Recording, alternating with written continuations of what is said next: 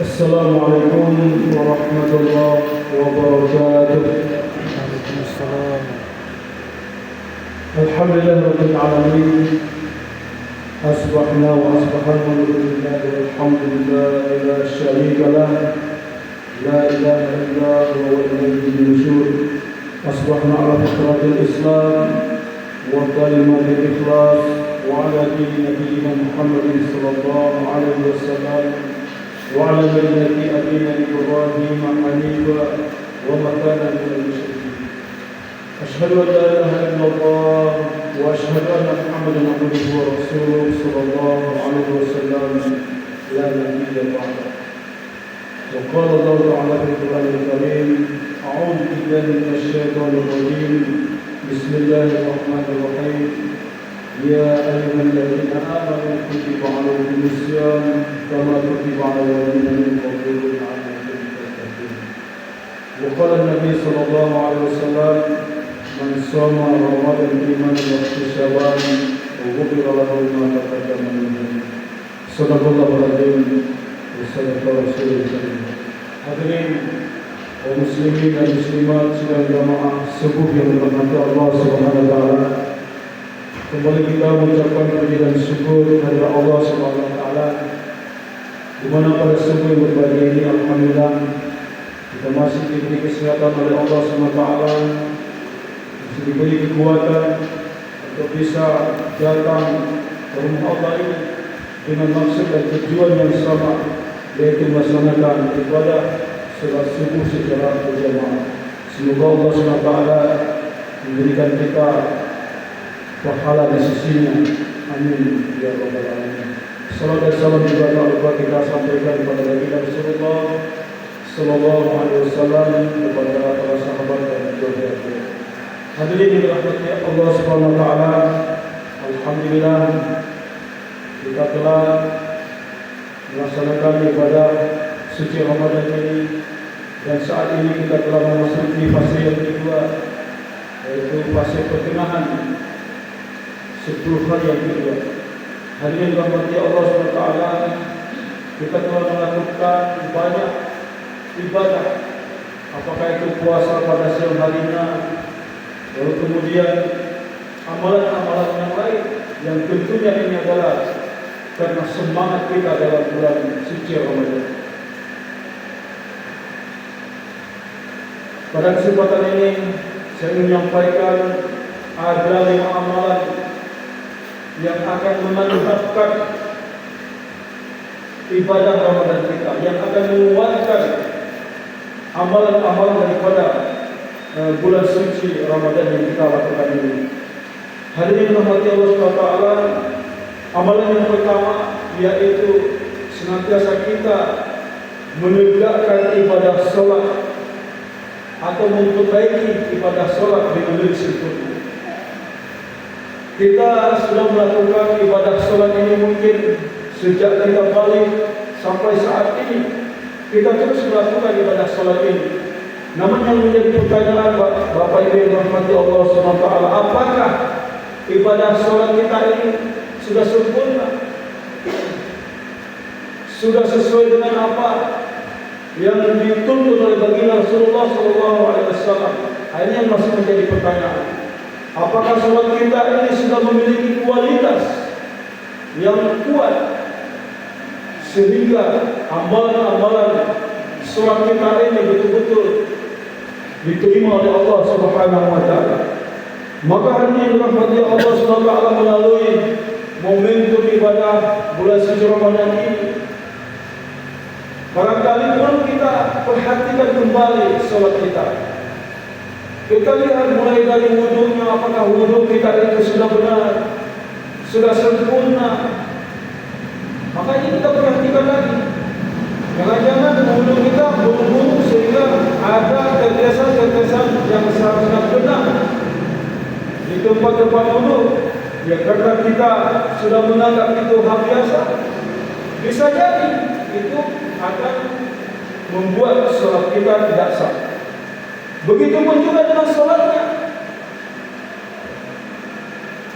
Jangan kita merasa kita setiap waktu hadir ke masjid, kalau kemudian kita sedang merasa ini sedang bernajis, maka perlu kita perbaiki, perlu kita sempurnakan, perlu kita teliti lagi, berhati-hati dalam kita menegakkan salat. Karena salat ini hadirin rahmati Allah bukan dikerjakan tapi ditegakkan.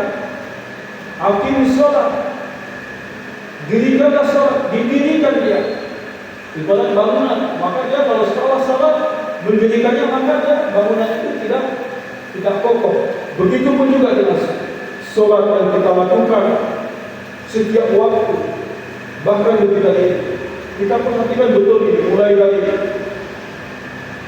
niatnya takbiratul ihram sampai kepada salam. Kita lihat, kita perhatikan bacaannya, apakah bacaannya sudah benar, sudah fasih. Lalu kemudian juga apakah kita paham maknanya? Ini yang lebih penting. Jangan sampai bacaan salat kita hanya sekedar membaca saja tapi kita tidak paham. Hanya yang penting harus kita perbaiki, kita sempurnakan sehingga betul-betul salat kita itu berkualitas. Karena hadirin rahmati Allah SWT dalam sebuah hadis Rasulullah mengatakan, awwalu ma yuhasabu bihi 'abdu yawmal qiyamati shalah, fa in saluhat saluha sa'iru 'amali wa in fasadat sa'iru 'amali. Yang pertama-tama nanti di hari kiamat yang akan ditanyakan oleh Allah kepada seorang hamba itu adalah amal salatnya.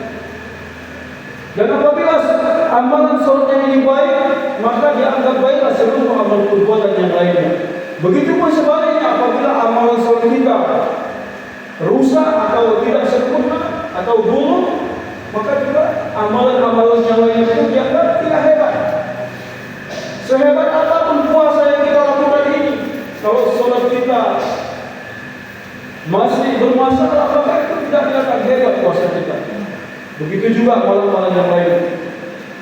Maka hadirin rahmati Allah SWT, mari kita kembali memperbaiki salat kita. Dan tentunya tidak hanya dengan bagaimana kita memperbaiki salatnya. Tentunya kalau di bulan Ramadan ini, ya salah satu cara untuk memperbaiki salat kita itu dengan kita sungguh-sungguh datang ke masjid untuk salat berjamaah. Kemudian sungguh-sungguh juga kita menambah amalan kita dengan amalan-amalan sunnah. Banyak mungkin amalan-amalan wajib yang kita lakukan yang sebelumnya, atau mungkin kelalaian kita. Lalu salah satu untuk menyempurnakan itu dengan kita memperbanyak salat-salat sunnah. Jadi Rasulullah SAW mengatakan juga bahwa untuk menutup daripada kelalaian kita, mungkin masa jahiliyah kita sebelumnya, salah satunya adalah kita memperbanyak salat-salat sunnah. Mudah-mudahan Allah tutup dosa-dosa kita sebelumnya dengan memperbanyak amalan salat sunnah. Terlebih di bulan Ramadan ini, jangan rahmati Allah, amalan sunnah di bulan, amalan salat sunnah di bulan Ramadan ini itu sama nilainya dengan amalan salat wajib di luar daripada bulan suci Ramadan. Nah, maka inilah amalan yang pertama yang harus kita kuatkan, yang harus kita banyak melakukannya, kita perbaiki, yaitu menegakkan salat ini dengan lebih sempurna. Kemudian yang kedua, amalan yang harus kita lakukan dalam bulan suci Ramadan ini, yaitu menghidupkan jiwa kita dengan Al-Quran. Saya tidak mengatakan membaca Al-Quran, karena kalau membaca Al-Quran, kita semua membaca Al-Quran. Apalagi bulan suci Ramadan ini, kalau kita tidak baca Al-Quran, rasa-rasanya puasa kita tidak sempurna, tidak nikmat.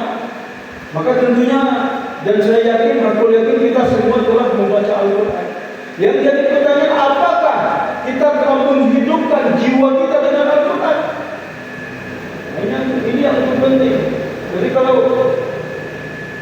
ulama-ulama terdahulu itu, mereka membaca Al-Quran itu tidak hanya satu juz, dua juz, mereka mengkhatamkan hanya dalam satu malam. Itu Imam Abu Hanifah dikatakan Imam Tiak. Jadi salah satu julukan Imam Abu Hanifah ini Imam Tiak. Kenapa dikatakan namanya Imam Tiak?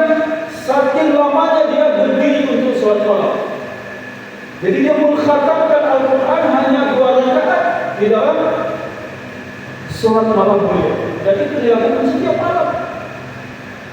Sehingga dia diberi julukan imam yang saking lamanya berdiri.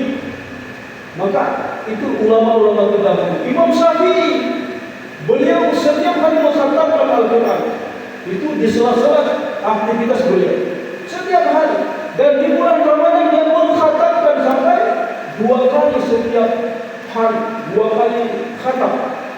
Itu berarti 3 juznya 2 kali diulang-ulang. Ini para ulama-ulama terdahulu. Ya kita hari ini bagaimana? Ya mungkin kita tak bisa mengikuti mereka seperti, karena mereka memang pertama sudah Al-Quran sudah hafal. Ya. Kemudian dengan hafalnya mereka Al-Quran itu, ya mereka cepat membaca. Tentunya mereka cepat membaca tidak menyalahkan tajwid, karena mereka sudah paham dengan hukum-hukum membaca Al-Quran. Maka hadirin dirahmati Allah SWT, kita hari ini apa yang kita lakukan? Minimal juga kita membaca Al-Quran. Itu sudah sangat minimal sekali. Sesekali kita juga melihat terjemahnya, ya, kita lihat isi kandungannya, ayat-ayatnya, kita hayati, kita resapi, sehingga betul-betul kita merasakan bahwa Al-Quran itu masuk ke dalam jiwa kita, masuk ke dalam hati kita, benar-benar memiliki sesuatu yang luar biasa. Maka hadirin rahmati Allah SWT, mari ya kita mendekatkan diri kita dengan Al-Quran, kita baca dia, kita tadabburi isinya, kita lihat terjemah-terjemahnya, sehingga benar-benar di dalam bulan suci Ramadan ini kita mendapatkan, kita merasakan bahwa Al-Quran itu memang sesuatu yang luar biasa untuk kita. Sebagaimana juga para sahabat, para ulama-ulama terdahulu, Al-Quran itu sudah menyatu dengan jiwa mereka, bahkan menjadi energi buat mereka. Energi dalam artian mereka hidup dengan Al-Quran itu, mereka berjalan dengan Al-Quran itu. Hadirin rahmati Allah SWT, kemudian yang ketiga kita perbanyak dalam suci Ramadan ini adalah kita memperbanyak istighfar kepada Allah SWT, memperbanyak doa, minta ampun kepada Allah SWT. Maka istighfar ini memang kita kapan pun kita boleh beristighfar, tidak mesti harus di bulan Ramadan, tapi di bulan suci Ramadan ini kita lebihkan taubat kita kepada Allah SWT. Kita betul-betul bertaubat, karena memang pada dasarnya manusia ini berlumuran dosa. Jadi kita ini pada dasarnya tidak lepas daripada banyaknya dosa yang kita lakukan. Apakah itu kita sengaja atau tidak? Maka satu-satu jalan atau cara yang bisa menghapus dosa kita, memperbanyak istighfar kepada Allah, memperbanyak taubat kepada Allah SWT. Dan benar dirahmati Allah SWT, istighfar ini juga tidak hanya mengampuni dosa, tetapi salah satu bacaan yang sangat dicintai Allah SWT. Jadi orang beristighfar kepada Allah itu Allah senang sekali. Jadi bahkan Rasulullah SAW juga seorang yang masuk yang sudah tidak ada dosa, dia sangat senang melakukan istighfar kepada Allah SWT. Maka apalagi kita yang banyak dosa ini, yang banyak kelalaian ini, tentunya kita lebih banyak lagi melakukan istighfar kepada Allah SWT. Hadirin rahmati Allah SWT, kemudian amalan yang keempat yang harus kita perkuat dalam bulan suci Ramadan ini adalah memperbanyak doa di waktu-waktu mustajab. Jadi kalau sebelumnya kita juga banyak berdoa, tapi di bulan suci Ramadan ini mari kita perkuat doa kita, tentunya di waktu-waktu mustajab. Kapan waktu mustajab itu? Pertama, ketika hendak berbuka. Maka itu waktu-waktu yang mustajab untuk kita berdoa. Jadi kita perbanyak doa. 10 menit, 15 menit sebelum berbuka, ya kita duduk, kita merenung kita memperbanyak doa kepada Allah SWT. Kemudian yang kedua, ketika hendak mau makan sahur. Jadi dua-duanya hendak mau makan, ya, makan berbuka dan mau makan sahur. Itu waktu sahur adalah waktu-waktu yang sangat baik untuk kita berdoa kepada Allah SWT. Jadi kita perbanyak di dua waktu ini untuk kita berdoa kepada Allah SWT. Insya Allah doa kita itu akan sangat bermanfaat, akan akan dikabulkan oleh Allah SWT. Cuman memang kadang-kadang doa kita itu belum saatnya Allah kabulkan. Mungkin kalau Allah kabulkan ketika kita hendak berdoa dan kemudian Allah kabulkan, mungkin tidak baik untuk diri kita, sehingga Allah masih menunda-nunda untuk yang kita doakan. Dan hal yang dirahmati Allah, dan doa itu tidak hanya sekedar apa yang kita minta, tapi ini adalah perintah Allah. Jadi berdoa kepada Allah itu adalah perintah. Wa idza sa'alaka 'ibadi anni fa inni qarib. Dan apabila hamba-hamba bertanya tentang aku, maka semuanya aku akan dekat kepada Allah. Maka berdoalah kepada aku. Jadi Allah perintahkan kita, maka berdoalah kepada Allah. Jadi perintah Allah. Bahkan juga dalam hadis dikatakan, orang yang tidak berdoa kepada Allah itu orang yang sombong. Jadi hati-hati kita, jangan sampai kita termasuk orang-orang yang sombong terhadap Allah hanya karena kita tidak berdoa, atau mungkin kalaupun kita berdoa ya seadanya saja, tidak sungguh-sungguh. Nah, maka inilah yang dirahmati Allah SWT, melalui momentum Ramadan ini juga mari kita perkuat doa kita, perbanyak doa kita, perbanyaklah meminta kepada Allah SWT. Jadi kalau kita meminta itu kepada Allah, jangan tanggung-tanggung, mintalah yang terbaik, ya, kepada Allah SWT. Jadi kalau kita merengek terhadap Allah, apa saja boleh. Yang tidak boleh kita itu meminta kepada sesama manusia, maka kita tidak boleh, tidak diperbolehkan. Tapi kalau terhadap Allah, apapun itu boleh. Kemudian amalan yang kelima yang harus kita